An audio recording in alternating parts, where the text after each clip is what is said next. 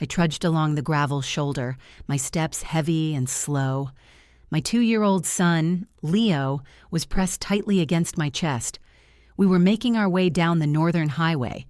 Though I was only 24, I felt as if years had been carved into me. The gusts from passing semi-trucks hit me like a punch, and the ground seemed to tremble beneath my feet. Fear gripped my chest, yet I didn't stop. Step by step, I kept moving.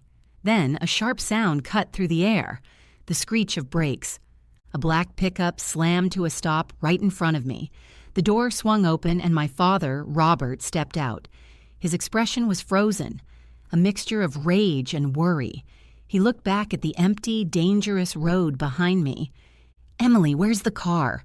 he shouted, his voice almost drowned out by the roar of the highway. The words caught in my throat, but I forced them out. "Daniel took the keys. He says I'm not fit to drive, that my health isn't up to it." I'm curious to know where you're listening to this story from.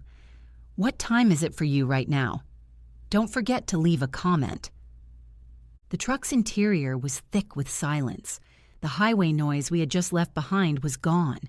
The cold blast of the air conditioning hit my face, drying the sweat on my skin, but it did nothing to ease the knot of anxiety in my stomach. Leo had fallen asleep instantly in the back seat, lulled by the steady vibration of the engine. Looking down at his small, innocent face, I felt my hands start to shake. The fear had faded, leaving only a heavy, lingering shame. "How long?" he asked, his voice calm but cutting, like a police officer questioning a witness. He didn't turn to look at me. His eyes stayed fixed on the road ahead.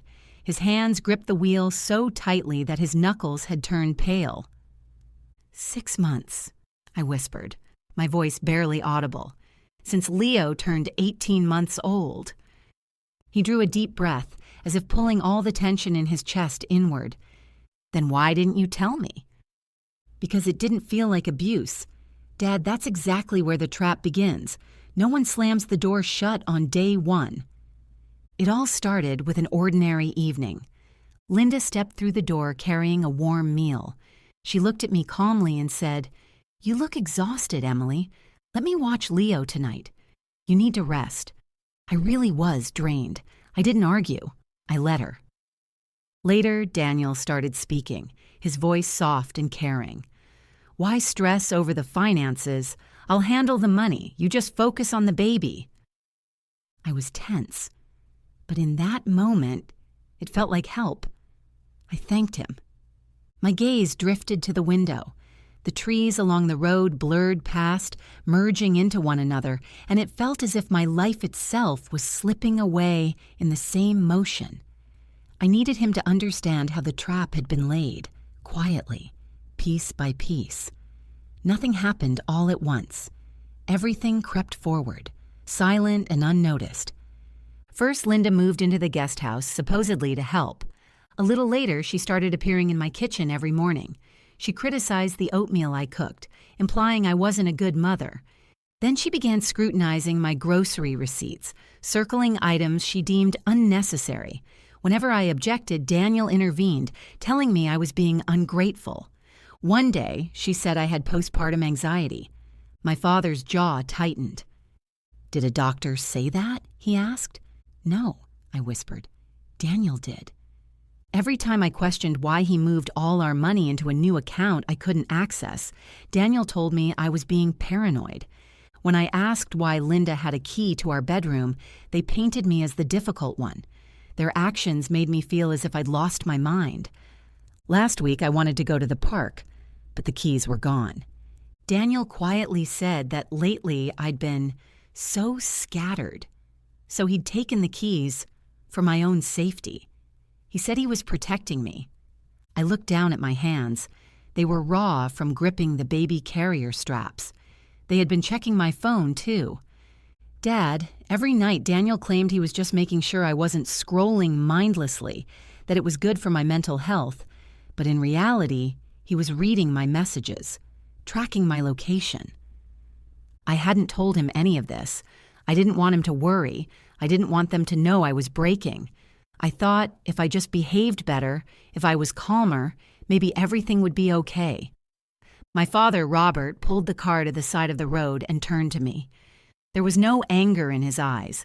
There was the cold, lethal focus of a man who had been hunting predators for 30 years. "This isn't help, Emily," he said, calm, but with a terrifyingly firm voice. "This is a siege. They isolated you, disarmed you, and then took you hostage." "We're going back." Panic flared in my chest. "Please, Dad, I can't—" "We're not here to negotiate," he said, shifting the car back into gear. "We're going back to get your things. Today you leave that house, and you will never walk along the highway shoulder again." The tires crunched on the pristine gravel driveway. My father's truck looked out of place among the luxury sedans and neatly trimmed hedges. The house was silent. Beige walls and iron fences made it feel like a fortress. There was no discussion in my father's voice. It was an order. For the first time, I felt truly safe. I stepped through the front door. Everything was as it had been. Tidy, sterile, a life that didn't belong to me. In the framed family photos on the walls, I was smiling, but now every smile seemed foreign. It felt like that woman in the pictures wasn't me. I went to the bedroom. My clothes were in the wardrobe, but half of them were gone, slowly disappearing, as if they had been whispering, "You don't need this anymore." I found my bag. My passport was in Linda's nightstand drawer. Leo's documents were there, too. It felt like the mother wasn't me. It was her. My hands were shaking, but I didn't cry. It was too late for tears. I packed Leo's things, a few diapers, a change of clothes, his small blue blanket he loved. We didn't need more. We weren't running. We were leaving. When we returned to the terrace, the tone of voices had changed. Daniel was angry. Linda was no longer smiling. "You can't do this," Linda said, her voice thin and brittle. "You have no right to take the child. He is my grandson." My father, Robert, looked at him. "Your grandson doesn't belong to you. The child belongs to his mother, and the mother is leaving." Daniel stepped forward. "I'll call the police." "Go ahead," my father said calmly. "I'm right here." There was a brief silence. Daniel didn't pull out his phone. He knew. I hugged Leo tighter. He seemed to understand everything. As we stepped out of the yard, Linda shouted after us, "You'll regret this. You are nothing. You're nobody." My father didn't turn around. "She is his mother," he said. "That's enough." We got into the car. The doors clicked shut. My father started the engine. The house receded behind us. Beige walls, iron fences, and the silent emptiness that had been slowly erasing me.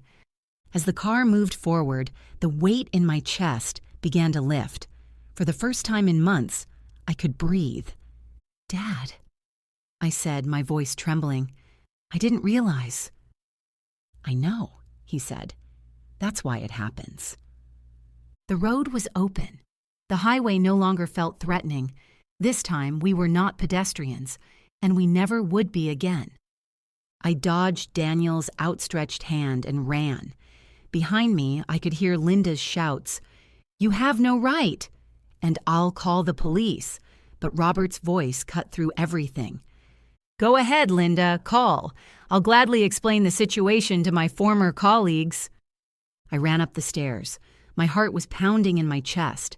The house already felt different. Cold, alien, unfamiliar. It was no longer a home. It felt like a crime scene. I opened the wardrobe. My hands moved frantically. I didn't fold anything, just shoved clothes into my bag. Leo's outfits, my pants, whatever I could grab. My breaths came in broken gasps. Robert stood in the doorway back to me, watching the hallway. Like a statue, a wall protecting me from the people who had been slowly destroying my life. I paused for a moment and clutched Leo's small blue blanket tightly. "Dad," I whispered. He didn't turn. His shoulders were tense. "I saw this 6 months ago," he said. His voice carried a pain I hadn't expected. "That Sunday dinner. The way you didn't laugh once. The way you looked at Daniel before answering a simple question. I saw the light going out in your eyes, Emily. I froze. He knew. And still, I told myself it wasn't my place to say anything. His voice trembled. I told myself marriage is hard, that I shouldn't interfere, that giving you space was how I was helping you. I thought I was respecting your boundaries, but I wasn't. I left you unarmed in enemy territory. I'm so sorry. The guilt in his voice was heavy, almost physical, like the silent remorse of a guard who fell asleep the moment the fortress was taken. I stepped closer and touched his arm. "You're here now," I said. "But Dad, you need to know something. I didn't stay because I was weak." He looked at me, searching for an answer in my eyes. If I had left without a plan, I was afraid they would take Leo from me. That's why I stayed. I reached under the mattress and pulled out a thin folder, light in size, heavy in truth. Linda had never looked there. Her attention was always on the dust along the baseboards, the folds of the curtains, the flaws of the house, never on what I was hiding. I opened it. Inside were photos of Daniel's bank statements. He'd left his laptop open once, and I hadn't wasted the chance. Beneath them were screenshots of messages between Daniel and Linda, cold, calculated conversations about how I would be managed, when I should be silenced, when I would be labeled unstable or exhausted. "I wasn't just enduring it, Dad," I said. My voice no longer shook. I was collecting proof. This is the invisible chain survivors carry. You don't pull it because it only tightens. You wait, you stay quiet, and when they feel safe enough to sleep, you unlock it. I was waiting for that moment, with Leo, when I could leave and never come back. Today is that day. My father looked at the folder. Then he raised his eyes to me. He wasn't seeing a broken woman anymore. He was seeing his daughter. "We're leaving," he said, short and final. We stepped out of the bedroom. At the bottom of the stairs stood Daniel. His face held both anger and the confusion of a man losing control. Linda was behind him, her phone clenched tightly in her hand. "You can't take him," she screamed, pointing at Leo. "That's kidnapping. I already called the police." Robert didn't hesitate for even a second. He descended the stairs with heavy steps, his presence alone forcing Daniel to step back. "When a mother leaves with her child, that's not kidnapping, Linda," he said, "but preventing someone from leaving is unlawful restraint." He paused, then added calmly, "And making a false emergency call to 911 is filing a fraudulent report. If you'd like, I can list the penalties too." Linda's lips tightened. Her finger hovered over the phone screen, trembling, but she didn't press it. I walked past them. I didn't look at Daniel. I didn't turn back toward the kitchen where I once cried over burnt toast. I opened the door and stepped outside. The sunlight blinded me. The air felt different, as if my lungs were filling for the first time. The drive to my father's house felt like the first real breath I'd taken in a year. The silence wasn't empty. It was safe. Leo sat in the back seat, pointing at trees and babbling in his own language. He had no idea his mother had burned her old life down just to save him. I thought I would feel relief when we arrived. Instead, the opposite happened. The adrenaline drained all at once. My body began to shake. My stomach turned. But my mind wouldn't slow down. Now was the time to check everything. "We need to go through everything," I said, setting my bag down on the kitchen table. Robert was already on the phone with his lawyer, but he nodded. "What exactly?" "The money, the documents, everything." I opened the folder I'd taken from Daniel's office. My hands were shaking. Bank statements, loan paperwork, vehicle records. 10 minutes later, the truth became impossible to ignore. "What did you find?" Robert asked. "My car," I whispered. "The SUV you bought when Leo was born. It's gone." Daniel had sold it 3 weeks ago, one day after taking my keys, for $12,000. Robert's face turned to stone. He sold a gift given to his wife. "That's not all," I said, holding up a transfer receipt. The money went to Linda's credit card. Gambling debt or a failed business? Does it really matter? Robert said. They sold the car to cover her debt. But the worst was still waiting. Another document slipped out of the folder, a $40,000 loan. Borrower, Emily Carter. I didn't sign this, I said, panic rising. Look at the signature. Daniel tried to copy your handwriting, Robert said. That's when we discovered something else. The $56,000 education fund my grandmother had set aside for Emily, emptied. I opened the banking app. Wrong password. Again. Account locked. An automated voice followed. Your current balance is $0. The phone slipped from my hand. My car, my money, my credit history. They had taken everything. This wasn't control anymore. This was a plan to completely destroy me. My father studied the documents. This isn't a marriage problem, he said quietly. This is serious fraud. When Daniel and Linda arrived, shouting, I calmly opened the door and handed them the envelope filled with evidence. As they read, the confidence drained from their faces. You stole $56,000, I said. This isn't a family issue. This is a crime. I gave them a choice. By morning, every dollar would be returned, or the documents would be in the prosecutor's hands. Time started moving. By sunrise, either everything would be restored, or that folder would no longer be mine to hold. They left without another word. When the door closed behind them, they no longer looked powerful. They had walked straight into their own trap. 3 months later, on a quiet evening, I stood inside my new home. Small rooms, peaceful, silent, mine. Daniel was preparing to tell his version of the story in court, and I was writing mine again. From the beginning.